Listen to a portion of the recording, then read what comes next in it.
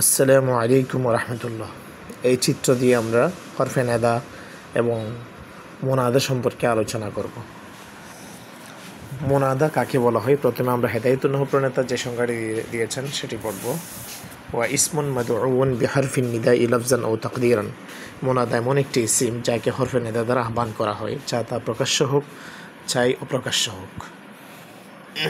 এখানে যে সংজ্ঞাটি দেওয়া হয়েছে এই চিত্রের মধ্যে, ইসমুন ইউজকারু বা'দা ইয়া ও ইহদা আখওয়াতিহা তলাবান লিআখবারি মদলুলিহি, অর্থাৎ মোনাদা এমন একটি ইসিম যেই ইসিমটি ইয়া অথবা তার সমগোত্রীয় হরফগুলোর পরে উল্লেখ করা হয় তলাবান লিআখবারি মদলুলিহি, অর্থাৎ তার মদলুল, তার ইঙ্গিতপূর্ণ যে শব্দটি আছে সেটির মনোযোগ আকর্ষণ করার জন্য।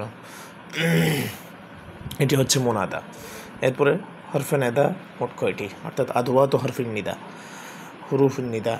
হরফে নেদার মোট সংখ্যা হচ্ছে মোট 5টি। ইয়া আয়া হায়া আই হামজায়ে মফতুহা, ইয়া আয়া হায়া আই হামজায়ে মফতুহা। এর মধ্যে ইয়া যেটি আছে এটি লিকুল্লি মুনাদান করিবান খানা ও বাঈদান ও মুতাওয়াসসিতান, অর্থাৎ ইয়া যেটি আছে এই হরফটি কাছাকাছি মোনাদা কাছের বোঝানোর জন্য এবং দূরবর্তী বোঝানোর জন্য এবং মধ্যম মানের দূরত্ব বোঝানোর জন্য ব্যবহার হয়, যেমন ইয়া আল্লাহু ইগফিরলি, ইয়া গাফিলান ইহতারিস। ঠিক আছে। তারপরে হচ্ছে যে এভাবে ইয়া রাশিদ, ইয়া রাশিদু এভাবে ব্যবহার হয়। তারপরে আই এবং হামজা এই দুইটা হচ্ছে মুনাদা করিবের জন্য ব্যবহার হয়। আই যেমন আই কারিমুন, ঠিক আছে, আই কারিমু। এভাবে হচ্ছে যে হামজা, ঠিক আছে, আবদাল্লাহি। এভাবে আই বুনাইয়া কিমিস সলাতা, আবুনাইয়া তাকিল্লাহা। এখানে যেগুলো আছে আয়া এবং হায়া উভয়টি মুনাদা বাঈদের জন্য ব্যবহার হয়, অর্থাৎ দূরবর্তী বোঝানোর জন্য, যেমন আয়া রাকিবান মাহলান, হাইয়া মুনতালিকান তাওয়াক্কাফ। এভাবে এরপরে মুনাদার সুরতগুলো, পদ্ধতিগুলো দেখুন।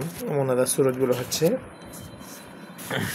মুনাদা প্রথমে মুফরদে মারিফা হবে, যেমন ইয়া মুহাম্মাদু যাকির দুরুসাকা। এখানে ইয়ার পরে মুহাম্মদ, এটি হচ্ছে মুফরদ এবং মারিফা নির্দিষ্ট, তো এটি একটি সুরত।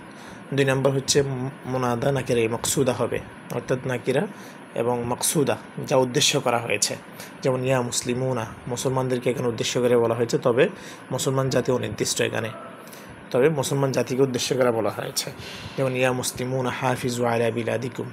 এভাবে মুনাদা মুজাফ হয়, যেমন ইয়া ইবাদাল্লাহি তাকুল্লাহ। এখানে মুনাদা ইয়ার পরে যে ইবাদা সেটি মুনাদা হয়েছে, তো এটি মুজাফ আমরা দেখতে পাচ্ছি, আল্লাহি মুজাফ ইলাই, সুতরাং মুনাদা এখানে মুজাফ হয়েছে।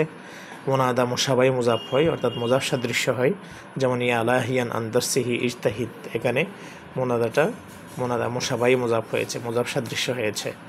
আবার মুনাদা নাকিরা গায়রে মকসুদা হয়ে থাকে, অর্থাৎ নাকিরা গায়রে মকসুদা বলতে অর্থাৎ অনির্দিষ্ট এবং যা উদ্দেশ্য করে বলা হয়নি, যেমন কৌলুল আমা, অন্ধ ব্যক্তির কথা, ইয়া রজুলান হসবিয়াদি, হে পুরুষ আমার হাত ধরো। এখানে তো অনির্দিষ্ট এবং কাউকে উদ্দেশ্য করে বলা হয়নি, যেহেতু তিনি অন্ধ ব্যক্তি, তাহলে এখানে 5টা সুরত আমরা দেখতে পেয়েছি। এভাবে হরফে নেদা এখন যে 5টা সুরত আছে এর মধ্যে মুজাফ এবং মুশাবাহি মুজাফ এবং নাকিরা গায়রে মকসুদা, অর্থাৎ শেষের 3 সুরত, এই 3 সুরতের মধ্যে মুনাদা মনসুব হবে, অর্থাৎ নসব হবে, জবর হবে। এরপরে 2 সুরত মুনাদা মুফরদে মারিফা এবং মুনাদা নাকিরা মকসুদা, এই 2 সুরতের মধ্যে কি হবে? অর্থাৎ নসবের মহলের মধ্যে রফার উপর মবনি হবে, রফার উপর কি হবে? মবনি হবে। নসবের মহলের মধ্যে, নসবের জায়গার মধ্যে রফার উপরে কি হবে? মবনি হবে।